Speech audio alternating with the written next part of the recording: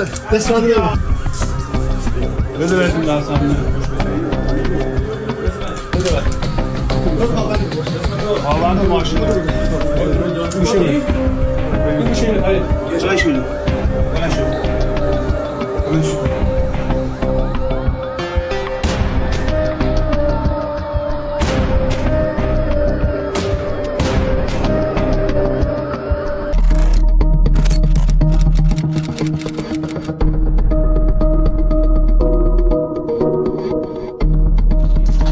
پارتی واسه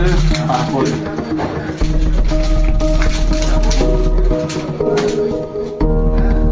بالا شواز کنیم کافیه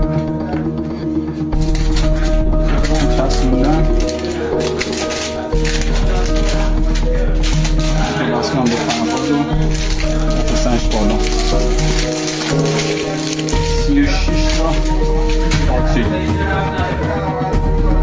هم سوکت هایی که به هوا جذب میشه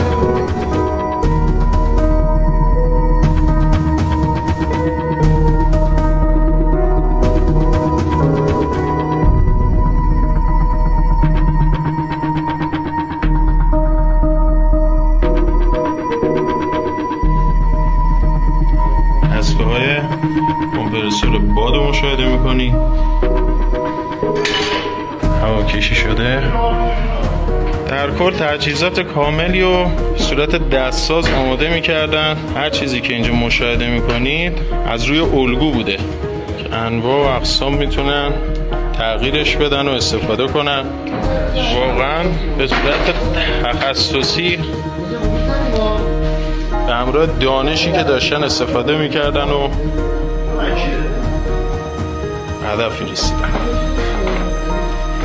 این هم مثال بالاهاش که سبک هم از وزن زیادی هم نداره قابل تغییر تعداد زیادی هم هست آماده شده و تمامی قطعات هم قطعات سبک به کار رفته که به قطعات هم به صورت تخصصی ساخته شده و هر کدوم از اینا میتونه جان خیلی از خانواده ها و فرزنده و کودکان رو بگیره.